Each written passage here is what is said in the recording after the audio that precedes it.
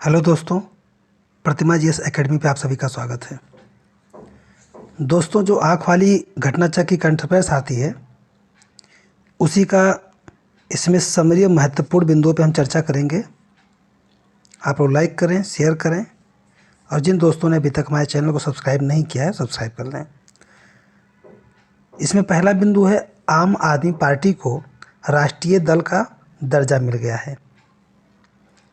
चुनाव चिन्ह आरक्षण एवं आवंटन आदेश 1968 के तहत राष्ट्रीय दलों के रूप में मान्यता प्राप्त करने के निर्धारित मानदंड इस प्रकार हैं। जैसे 4 राज्यों में कुल प्रत्येक राज्य में वैध मतों का 6% मत प्राप्त हो और लोकसभा के न्यूनतम 4 सीटें जीती गई हों, या पिछले आम चुनाव में कुल सीटों के 2% सीटें न्यूनतम 3 राज्यों में प्राप्त की गई हों, और या 4 या अधिक राज्यों में राज्य स्तरीय दल का दर्जा प्राप्त हो।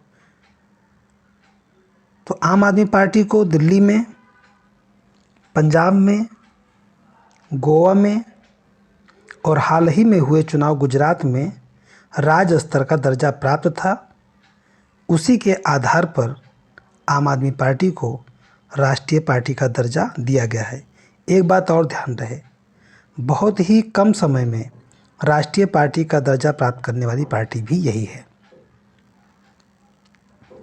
अरविंद केजरीवाल के नेतृत्व में आम आदमी पार्टी को राष्ट्रीय दल का दर्जा दिया गया है, और साथ ही अखिल भारतीय तृणमूल कांग्रेस, ये बहुत ही इम्पोर्टेंट बिंदु है, अखिल भारतीय तृणमूल कांग्रेस, भारतीय कम्युनिस्ट पार्टी और राष्ट्रवादी कांग्रेस पार्टी का राष्ट्रीय दल का दर्जा वापस ले लिया गया है।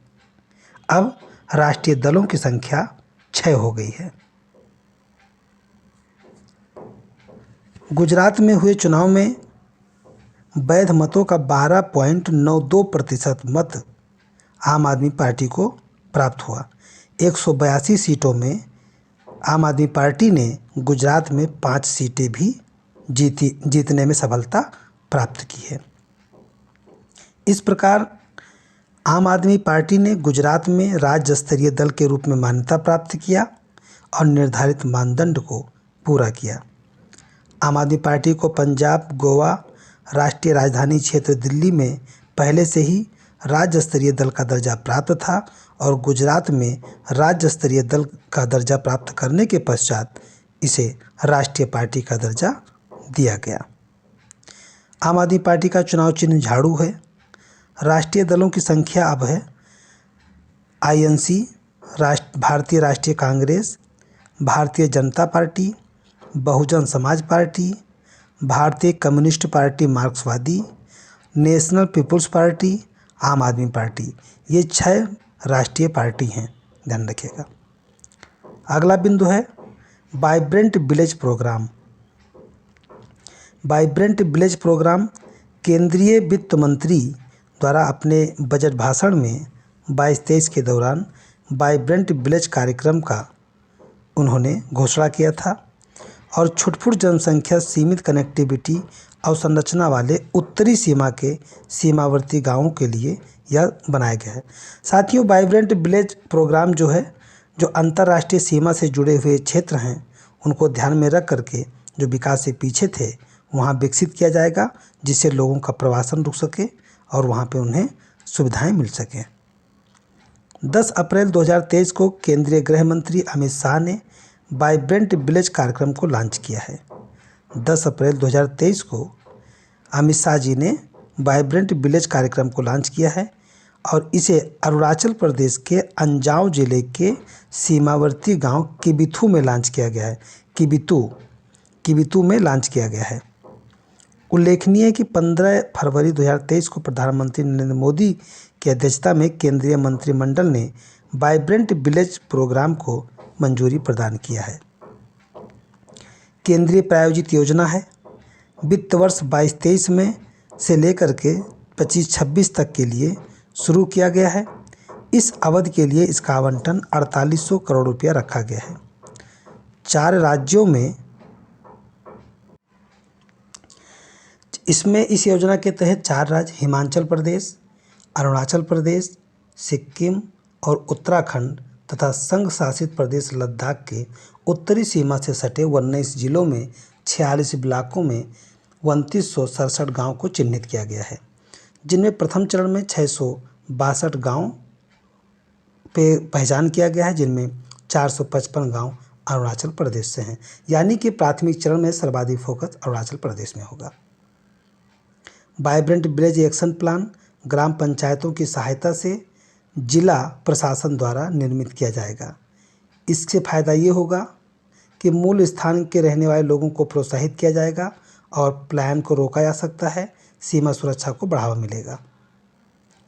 अगला बिंदु है मेघालय, नागालैंड और त्रिपुरा में विधानसभा चुनाव।